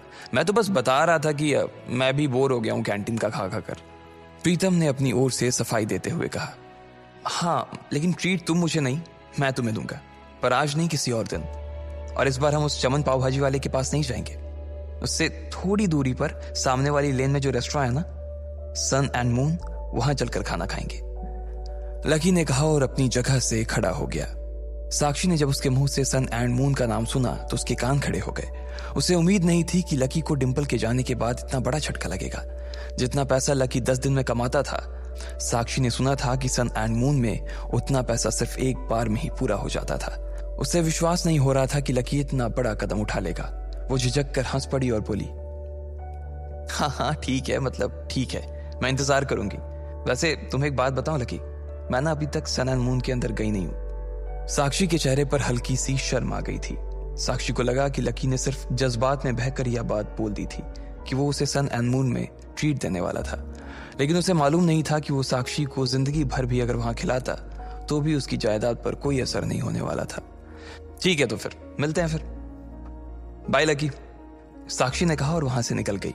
इधर प्रीतम और उसके दूसरे दोस्त भी उसे अपने साथ लेकर कैंटीन की ओर आ गए। जैसे ही वो कैफेटेरिया में दाखिल होने वाले थे, अचानक से गर्वित रुक गया। उसकी आंखें उसके फोन पर गड़ी हुई थी और एक पल के लिए फोन को देखने के बाद गर्वित ने कहा, भाई साहब, ये अमित ने ग्रुप चैट पर अपनी फजीहत करवा ली यार। खोलो अपना ग्रुप चैट, खोलो अपना हॉस्टल वाला ग्रुप, देखो क्या लिखा है इसने। लकी और प्रीतम ने तुरंत अपना फोन निकाला और हॉस्टल वाला ग्रुप खोल लिया। हालांकि लकी ने हॉस्टल छोड़ दिया था और सिर्फ डिंपल की वजह से वो एक छोटे से कमरे में रहने के लिए आ गया था, फिर भी उसने हॉस्टल का ग्रुप नहीं छोड़ा था और न ही प्रीतम और गर्वित उसे ग्रुप छोड़ने देना चाहते थे। गर्वित की बात सुनते ही तुरंत लकी और प्रीतम ने अपनी जेब से फोन निकाला और देखा। अरे बाप रे, कितना बड़ा गधा है ये, लकी ने उन दोनों से कहा। अमित ने उस ग्रुप में एक मैसेज भेजा हुआ था जिसमें लिखा था, दोस्तों, आज से तुम्हारा भाई अमित सबके सामने ये ऐलान करना चाहता है कि तुम्हारा भाई फिर से सिंगल से मिंगल हो गया है। सबके सब जल्दी आओ हॉस्टल, आज का लंच तुम्हारे भाई की तरफ से है। चलो अच्छा है, किसी को तो लड़की मिली, वैसे भी इसका अकेलापन झेला नहीं जा रहा था, लकी ने कहा। चलो चलो हॉस्टल चलते हैं, साले की आज जमकर खींचेंगे, प्रीतम ने कहा। गर्वित और प्रीतम तो आगे बढ़ गए, लेकिन लकी वहीं रुक गया था। वो उनके साथ आने में थोड़ा सा झिझक रहा था। अबे क्या हुआ, तू क्यों रुक गया, भूख नहीं लगी है, गर्वित ने पूछा। लगी है यार, पर तुम लोग जाओ, मैं यहीं कुछ खा लूंगा, लकी ने अपनी नजर बचाते हुए जवाब दिया। अरे अब यहां किसके साथ खाएगा, तेरे साथ खाने वाली तो भी किसी और के साथ खा रही है, इसलिए चलना भाई, हमारे साथ खा लेना।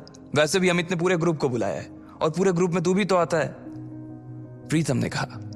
हां, पर लकी के पास इससे आगे कहने को कुछ नहीं बचा था। उसका मन तो उन दोनों के साथ जाने का बहुत कर रहा था, पर वो फिर से हॉस्टल नहीं जाना चाहता था। अब वो हॉस्टल का हिस्सा नहीं रह गया था, इसलिए उसे लग रहा था कि वहां खाना ठीक नहीं था।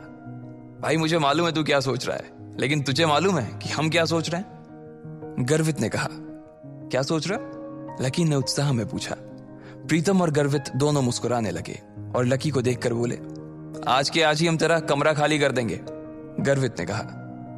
क्यों खाली कर दोगे, लकी ने पूछा।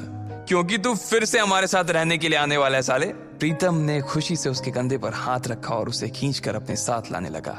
लकी ये बात सुनकर खुश हो गया था। उसे लग रहा था कि डिंपल के जाने के बाद उस कमरे में वो अकेला हो जाएगा, लेकिन जब उसके ये दोस्त जिंदा थे तब तक वो उसे अकेले नहीं छोड़ने वाले थे। थैंक्स यार, तुम लोग हो तो मैं। इसके आगे लकी कुछ कह नहीं पा रहा था, लेकिन उसकी आंखों में दोस्तों के लिए प्यार साफ नजर आ रहा था। थोड़ी देर बाद जब वो तीनों हॉस्टल पहुंचे तो उन्होंने देखा कि एक लड़का और एक लड़की एक साथ एक पलंग पर हाथ पकड़कर बैठे हुए हैं। अरे अरे तुम लोग वापस आ गए? अमित ने चौंकते हुए लड़की का हाथ छोड़ा और तीनों को देखने लगा। अमित का कद हॉस्टल के बाकी लड़कों से लंबा था। उसका शरीर दुबला और सुडौल था। वो खेल कूद में बहुत अच्छा था। बेबी, ये मेरे दोस्त हैं। दोस्तों, ये मेरी बेबी, मेरा मतलब है मेरी गर्लफ्रेंड है रोशनी, म्यूजिक सीख रही है। अमित ने कहा और रोशनी ने सबको हाई किया। फिर अमित बोला, रोशनी, ये मेरे रूममेट्स हैं, गर्वित, प्रीतम और लकी। लकी अब हमारे साथ नहीं रहता, लेकिन हमारे दिल में अभी भी जिंदा है लकी, है ना लकी? अमित ने थोड़े मजाकिया अंदाज में कहा। हाँ अमित भाई, पहले नहीं रहते थे, लेकिन अब भाई साहब हमारे साथ फिर से रहने के लिए आ रहे हैं। इसलिए आपने इनके बिस्तर पर जो वे प्रोटीन के डब्बे जमा रखे हैं ना, उन्हें जरा हटा लीजिए, गर्वित ने कहा। यह सुनते ही अमित का चेहरा खुशी से खिल गया।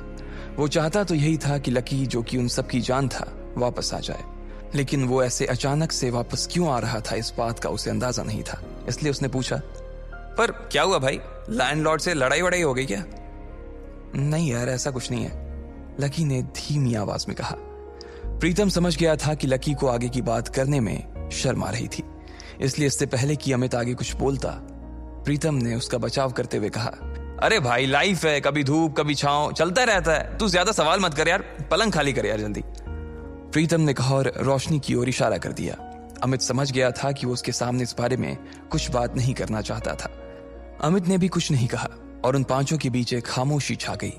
अमित ने उस चुप्पी को तोड़ते हुए कहा, चलो तो फिर आज रॉबिन्स कैफे पर खाना खाने के लिए चलते हैं। रोशनी की रूममेट भी आने वाली है। तुम्हें और किसी को बुलाना है? लकी, तो डिंपल को बुला देना, वो भी आ जाएगी।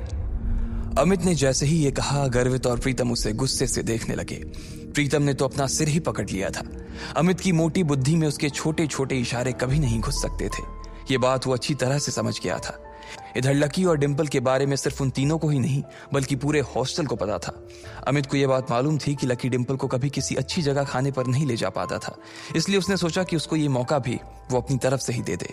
अब इससे पहले कि प्रीतम लकी की घाव को ढकने की कोशिश करता, उसने खुद ही उसे कुरेदते हुए कहा, अमित, मैं और डिंपल अब साथ नहीं है यार। तुम और डिंपल साथ नहीं हो मतलब? ये कब हुआ यार, और कैसे? अमित ने लकी से पूछा।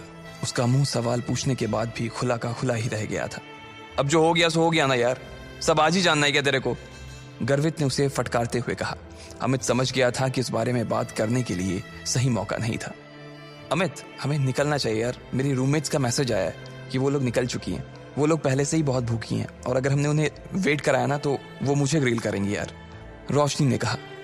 हाँ, अब ऐसा है तो प्रीतम जी, गर्वित जी और लकी जी, आप अपने अपने कपड़े बदलो। प्रीतम, तू लकी को कुछ बढ़िया से दे देना यार, और प्लीज सब लोग जल्दी तैयार हो जाओ, हम लोग बाहर इंतजार कर रहे हैं, अमित ने कहा और रोशनी का हाथ थाम कर बाहर आ गया। इधर प्रीतम ने कमरे का दरवाजा बंद कर लिया था। अमित और रोशनी कमरे के बाहर थे, जहां अमित बार बार कमरे के दरवाजे की ओर देख रहा था। वहीं रोशनी अपने हाथ बांधे और मुंह फुलाए बरामदे के उस पार देख रही थी। जब अमित की नजर रोशनी पर पड़ी तो वो समझ गया कि कोई तो बात थी। जिस तरह से वो हाथ बांध कर खड़ी थी, उससे साफ समझ आ रहा था कि रोशनी को किसी बात पर तो गुस्सा आ रहा था। क्या हुआ बेबी, कुछ हुआ है क्या?